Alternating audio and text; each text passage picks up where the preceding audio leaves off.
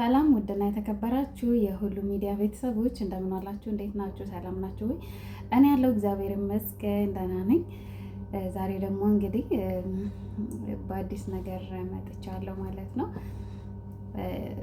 እውነት አንዳንዴ እኮ የምንሰማው የምናየው ነገር በጣም ተአምር እንዲሁ በቃ ተአምር እጅ ባፍ የሚያስጭን ጉድ ነው የምንሰማው ማለት ነው። እና እንግዲህ ዛሬ ደግሞ በደቡብ ኢትዮጵያ ወደ ሀዲያ አካባቢ ማለት ነው አንድ ባልና ሚስት ይጋጫሉ። አለመግባባት እንግዲህ በትዳር ውስጥ ያው አለመግባባት ይፈጠራል። ነገር ግን ያንን አለመግባባት ያው በሰው በሽማግሌ ሰዎችን ሰብሰብ በማድረግ እንዲሁም ደግሞ በእምነታችን በምናምነው እምነት አባቶችን የቤተ እምነት አባቶችን እንደ ሽማግሌ በማድረግ በመናገር ማስተካከል ይቻላል ማለት ነው። ነገር ግን እንግዲህ እነኚህ ሁለት ባልና ሚስት በተደጋጋሚ አለመግባባት ይፈጠራል። ይቺ ሴትዮ ከቤት ትወጣለች ማለት ነው። ቤት ወጥታ ባልየው ደግሞ ከቤት ሲገባ አላገኛትም፣ ቤት አላገኛትም ማለት ነው። ከዛ የት ሄደች እያለ ይፈልጋታል። ጎረቤት ጋር ጠየቀ፣ አጠያየቀ፣ የለም። ሂዶ ሲጠይቅ አላገኛትም ማለት ነው። ይችን ሚስቱን ከስራ መጥቶ ማታ አካባቢ ነው ሂዶ ሲፈልጋት የለችም። እንግዲህ ገጠር ነው እንግዲህ ወደ ሀዲያ አካባቢ ነው። ቢፈልጋት የለችም። በቃ እንግዲህ መብራት የለም እንዴ ባትሪ ያለ አይደል? የእጅ ባትሪ እንደዚህ እያበራ በጓሮ በኩል ፈለጋት ማለት ነው፣ መብራት እያበራ እና እንግዲህ እነኚህ ባልና ሚስቶች በጣም ሁልጊዜ ይጨቃጨቃሉ፣ ይጣላሉ፣ አለመግባባት አለ ማለት ነው እዛ ትዳር ውስጥ ማለት ነው። እና እንግዲህ ሲፈልጋት ለካ በጓሮ በኩል በሆነ ቦታ ላይ ተደብቃ ነበር ማለት ነው። እንደዚህ መብራት እያበራ ሲፈልጋት አላየችውም፣ አላያትም እሱ ማለት ነው፣ አላያትም። እንግዲህ ከኋላ መምጣቱን አይታ በአንድ በኩል ተደብቃ እንግዲህ የቆጮ የሚፈቀፈቅበት የሆነ መጥረቢያ ነገር አለ አይደለ? እንግዲህ በየአካባቢው የተለያየ ስም ይኖረዋል፣ መጥረቢያ ነገር ማለት ነው። እና በሱ ከኋላው አንገቱ ላይ እዚህ አካባቢ ትመታዋለች ማለት ነው። ወዲያው ያን ሰውዬ ህይወቱ አለፈ ማለት ነው። እንግዲህ አስቡት።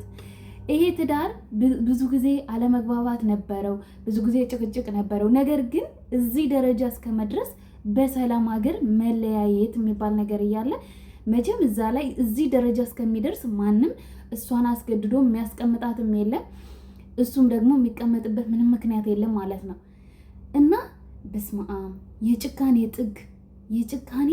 ጥግ ማለት ነው። እንግዲህ ባሏ ነው፣ አካሏ ነው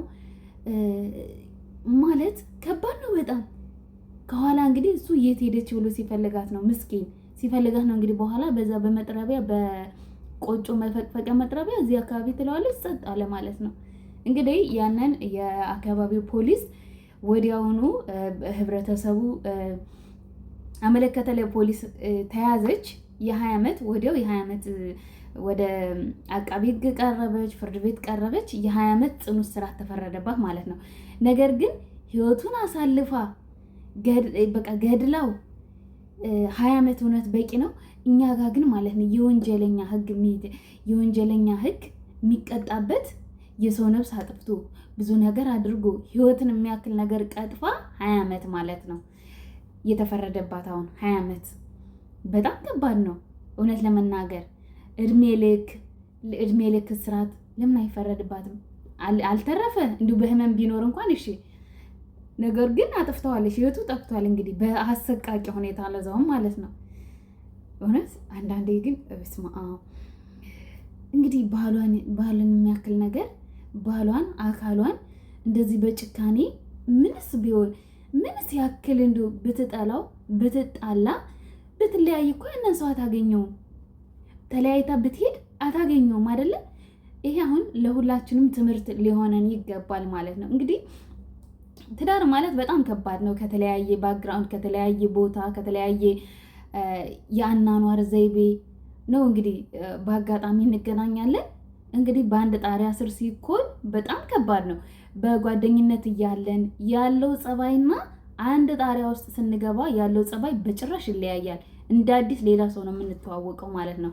ከስንት አንድ ነው በፍቅረኛ የተተዋወቁትን በዛ ጸባይ ሊቀጥል የሚችለው ግን ነገር ግን አንድ ላይና ተለያይቶ ሲገናኝ የሚታየው ፍቅር አንድ አይደለም እውነት ለመናገር። ስለዚህ ያንን መቻል ተቻችሎ በሰው ማስመክሩ በጓደኛም በምንም አስመክሮ ማይሆን ከሆነ መለያየት ነው በቃ እዚህ ደረጃ እስከ መድረስ ማለት ነው። እዚህ ደረጃ ህይወት እስከ ማጥፋት ደረጃ ከመድረስ በሰላም መለያየት አታየው አሰማው። ነገር ግን ይህን ያክል በስመ አብ እኔ እውነት በጣም የሰቀጠጠኝ በጣም አሁን እኮ የሆነ እንደዚህ ሞተ ሰው ሞተ ስንባል አሁን እኮ መደንገጥ አቁመናል እውነት ለመናገር። ምክንያቱም በመቶ የሚቆጠር ሰው ሞተ ሲባል ምንም እየሰማን ተለማመድ ነው አሁን ሞትን ማለት ነው በጣም ተለማመድ ነው እና የማንሰማው በቃ ድርጊቱ ለራሱ እንዲሁ በዚህ በኛ በዚህ ወቅት አሁን ባለንበት ዘመን በሀገራችን ውስጥ እውነት እኔ እንጃ በጣም ከባድ ነው የምንሰማው የምናየው በቃ እንዲሁ በቃ አንዲት ቀን እንኳን መልካም ነገር የሆነ በቃ ሰምተን አናውቅም። ጊዜው ያው ለደቂቃ የሚሆን ነው እንጂ እና በሀገር ደረጃ እንደዚህ ወንጀለኛን በጣም ብዙ አሉ እውነት ለመናገር። ይሄስ እንደው መቼስ 20 ዓመት ተፈርዶባታል። አሁን 20 ዓመት ትታሰራለች ማለት አይደለም፣ ደግሞ 20 ዓመት ትታሰራለች ማለት አይደለም። ስንት ነገር አለ፣ ብዙ ነገር አለ። ወዲያው ልትፈታም ትችላለች፣ ለጊዜው ግን ታስራለች። ነገር ግን ይሄ በቂ አይደለም ማለት ነው። እንደዚህ ህይወትን የቀጠፉ ብዙ ነገር የሚያደርጉን ለምንድን ነው የወንጀል ህጉ የማይሻሻለው? ቢያንስ እድሜ ልክ መፈረድ አልነበረባትም ይቺ ሴት? እድሜ ልክ መፈረድ ነበረበት፣ የእድሜ ልክ እስራት ማለት ነው። እዛችሁ ሳትወጣ 20 ዓመት ምንም ማለት አይደለችም የእውነት። እና በጣም ነው በቃ ይሄ ነገር በየቦታው እየተስፋፋ እንደዚህ ተገዳደሉ፣ ሞቱ፣ በቃ የምንሰማው ነገር እውነት አንዳንዴ ጆሮ ጭው የሚያስብል ነገር ነው የምንሰማው ማለት ነው። እንግዲህ በስመ አብ ድፍረቱን እስከ የት አገኘችው? እውነት ሴት ናት እንግዲህ ወንድ ማለት ወንድ እንኳን እንደዚህ ያደረገ ሲባል መቼስ ወንድ ነው። ይች ግን ሴት ናት። እንዴትስ ድፍረቱ! መቼም ባሏ አካሏ ነው፣ አካል ነው። ባል ማለት አካል ነው። እንግዲህ ልጅ ሊኖራቸው ይችላል አይታወቅም። የልጆቿን አባት እና ይህን ያክል ጭካኔ ሺህ ነገር ቢያደርጋት እሱ አልገደላትም አይደል? እስካሁን አለች። ብዙ ነገር ቢበድላት እንኳን ማለት እስተለያይታ እሱን ለማናደር ከፈለገች ወዲያው ሌላ ማግብታ ቢሆን ብዙ ነገር አለ ማሳየት። ለምሳሌ ማለት ነው ይህንን እስከ መጨረሻው ህይወቱን ከምታሳጣው አሁን ልትጸጸት ትችላለች። አንዳንዴ እንዲህ አይነት ነገር ሰው ሲያደርግ ራሱን ሆኖ አይደለም። በነገራችን ላይ እርኩስ መንፈስ እዛው ራሱ የሆነ የሚሾፍራቸው እርኩስ መንፈስ ዲያብሎስ ነው ማለት ነው። ነገር ግን በስመ አብ እውነት እኔ ለማውራት ለራሱ ይሰቀጥጣል። ድፍረቷ ማለት ነው የድፍረቷ ይሄ ሰይጣንነት ጥግ ነው። እንግዲህ እሱ የት ሄደች ሚስቴ ብሎ ነው ምስኪን በጎረቤት ሁሉ ሲያፈላልጋት ቆየት ሄዳ ነው ብሎ ቤት ገብቶም በየምኑ ቢያየት የለችም። እንግዲህ ጓሮውን ውጩን እንደዚህ መብራት አብርቶ ሲፈልጋት ነው እንግዲህ ከኋላውና እልፍ ሲል ከኋላውና አናቱን ብላ እዚህ ማጅራቱን ብላ ህይወቱን ያጠፋችው ማለት ነው። እውነት በጣም ከባድ ነው እና የጭካኔ ጥግ ሴት ልጅ በዚህ ልክ ደረጃ ደፍራ ማለት ነው ደፍራ ህይወት ማጥፋት የእውነት በጣም እኮ ከባድ ነው። በነገራችን ላይ እንዲህ ሲወራ ቀላል ሊመስል ይችላል እንጂ ማለት እንደዚህ የሰውን ህይወት ማጥፋት በነገራችን ላይ በጣም ከባድ ነው። አይመለስም፣ ያ ሰው አይመለስም ምንም ለወዲያው ምናልባት እንግዲህ እሱን እንደዛ ስላደረገችው በወቅቱ ደስ ሊላት ይችላል። ግን የእድሜ ልክ ጸጸት ነው የምታተርፈው። በዛ ላይ ታሰረች እና በጣም ከባድ ነው በነገራችን ላይ ይሄ እንዲህ አይነት ነገር ማለት ድፍረቱ። እኔ አንዳንዴ ግርም የሚለኝ ድፍረቱን ከየት ነው የሚያገኙት? እንዲህ አይነት ድፍረት ማለት ነው ሰውን ማለት ሰውን ማጥፋት ማለት በጣም ከባድ ነው። ሰው እንኳን እንደዚህ እንስሳትን እንደዚህ ሲያርዱ እንኳን እንዴት እንደሚሰቀቁ እንኳን አይደለም ባሪያው በአምሳሉ የተፈጠሩትን ፍጥረት ማለት ነው ሰዎችን እና በጣም ከባድ ነው በነገራችን ላይ እና ስለዚህ ህጉ ግን የእውነት ለወዲያው መታሰሯ ደስ ይላል። ለቤተሰብ ለወዲያውም ቢሆን የ20 ዓመት ፍርድ ተፈርዷል ሲባል ያው እነሱ ለጊዜውም ቢሆን ደስ ይላቸዋል። ነገር ግን በቂ አይደለም። የእድሜ ልክ እስራት መትፈረድ ነበረበት ቢያንስ እንኳን እና በጣም ከባድ ነው የምንሰማው ነገር የምናየው ነገር በሀገራችን በዚህ ሰዓት በዚህ ጊዜ እየተደረገ ያለው ነገር የእውነት ከባድ ነውና እውነት ማስተዋሉን ያድለን። ነገር ግን እንደዚህ ለኛ ትምህርት ሊሆን ይገባል እና ባለትዳር የሆናችሁ ሰዎች እንደዚህ አይነት ነገር ጭቅጭቅ፣ እንደዚህ አይነት አለመግባባት በጣም ይፈጠራል በትዳር ውስጥ ማለት ነው። አይደለም ሰውና ሰው ድንጋይና እግርና እግር፣ በነገራችን ላይ እግርና እግር ይጋጫል። እንዲህ ስትራመዱ እግርና እግር ገጥሟቸው ያውቅም ተጋጭቶ ያውቃል ማለት ነው። እንኳን አይደለም ሰውና ሰው ማለት ነው። ይህ መጋጨት ያለ ነው። መጋጨት አለ፣ መጣላት፣ በቃ ብዙ ነገር አለ፣ መግባባት ይኖራል። ነገር ግን በቃ ቤታችሁን ዘግታችሁ መገናኘት ሌላ ሰው ሳታስገቡ ማለት ነው። ሌላ ሰው ሳታስገቡ በራችሁን ዝግት አድርጋችሁ ችግራችሁን ማውራት ማለት ነው። እዚህ ደረጃ መምከር፣ መመካከር ትዳር እውነት የሚጸናው እንደዚህ እንዲሁም አንዳንዴ እንደዚህ አለመግባባት ሲፈጠር ነው ማለት ነው። እና ያን ነገር ሁልጊዜ እንደዚህ 20 ዓመት 30 ዓመት 40 ዓመት ቆዩን ባለትዳሮች ሲባል ማለት ነው እንድቹ በቃ በሰላም እንድች ኳሳትል አይደለም። ብዙ ጊዜ ሳይግባቡ ቀርተው ተኮራርፈው 2 ቀን 3 ቀን እያደሩ ከዛም በኋላ ተነጋግረው ይቅርታ ተባብለው እንደዛ እያለ ነው በነገራችን ላይ ትዳር የሚቆየው የሚጸናው ረጅም ዓመት የሚቆየው ማለት ነው። አሁን በነገራችን ላይ በሀገራችን ላይ ይጋባሉ፣ ይፋታሉ ወዲያው። ከባድ ነው በነገራችን ላይ አሁን ሀገራችን እንደዚህ በጣም ረጅም ዓመት የቆዩ እናትና አባቶቻችን የ30 ዓመት የ40 ዓመት ትዳር ያላቸው ናቸው የኛ ቤተሰቦች ማለት ነው። እና ሳይጋጩ ሳይነጋገሩ አይደለም እየተጋጩ ግን ነገር ግን ሰው ሳያስገቡ ትርፍ ሰው ቤታቸው ውስጥ ሳያስገቡ ሶስተኛ ወገን ሳያስገቡ ነው እንደዚህ ትዳራቸው የሚጸናው ማለት ነው።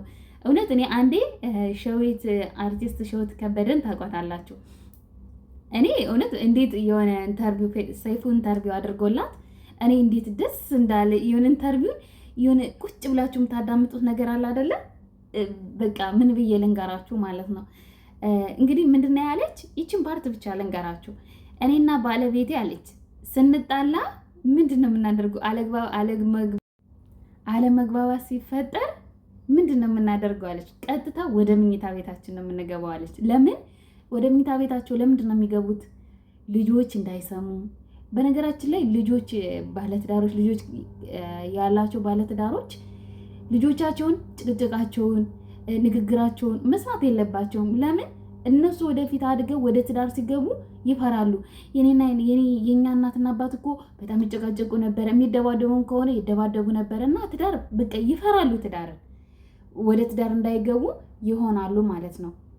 እንደዚህ ልጆች ፊት ጭቅጭቃችሁን ንግግራችሁን ስታደርጉ እና ሸዊት ምንድነው ያለችው? ቀጥታ ምንም ሶስተኛ ወገን ምንም ነገር አላስገባም ማለች። ቀጥታ ጓደኞቼ እንኳን የኔና የባሌን አለመግባባት ለጓደኞቼ እንኳን አልናገርም ማለች።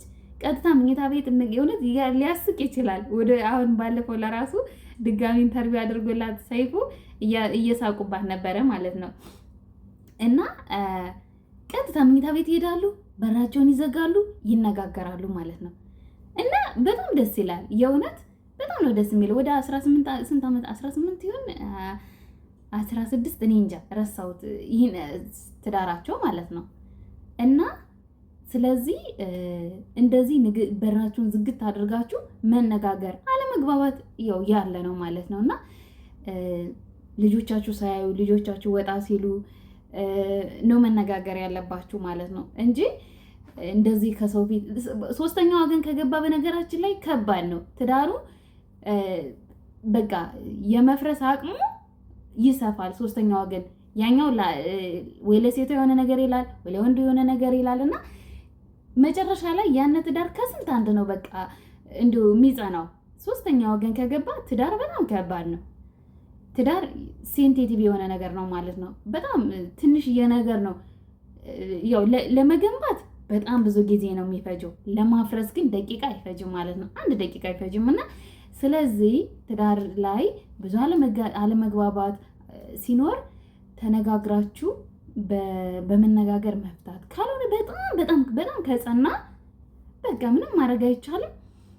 መለያየት እንደዚች ሴትዮ እንደዚች አረመኔ ፍጡር እንደዚህ የመግደል ደረጃ የሚያደርስ ከሆነ ማለት ነው እንዴ በሰላም ልጆችን እየተገናኙ በማየት በእውነት በነገራችን ላይ እንደዚህ ትዳር በሚበተንበት ሰዓት በጣም አሁን እንግዲህ እነኚህ ሰዎች እነኚህ ባለትዳሮች ባሏን የገደለችው እንግዲህ ልጅ ካላቸው እሷም 20 ዓመት እስር ቤት ገባች። እሱም ደግሞ ህይወቱን አሳለፈችው። እነኚህ ልጆች እናትም አባትም ሳያገኙ ብቻቸውን ቀሩ ማለት ነው። እና በጣም ከባድ ነው። ልጆች ፈልገው አይደለም የሚመጡት። በእነሱ የመጡ ልጆች መሰቃየት የለባቸውም። እና ስለዚህ ባለትዳሮች እንደ ባለመግባባት ሰዓት እውነት አስቡበት። እና በጣም ከባድ ነው። በነገራችን ላይ እኔ በጣም ነው ልቤን የነካው የዛሬው ነገር ማለት ነው። ቤተሰብ ሙቀቱ ልነግራችሁ አልችልም። ያውን ብከፍተው ደግሞ ይሄ ማቀዝቀዣውን በጣም ይጨዋል እና ስለዚህ በሌላ ጊዜ ደግሞ በሌላ በአዲስ ቪዲዮ እንገናኛለን። አመሰግናለሁ ስለተከታተላችሁኝ። ይህን ቪዲዮ ደግሞ ላይክ፣ ሰብስክራይብ ማድረጋችሁን አትርሱ። አመሰግናለሁ። መልካም ምሽት።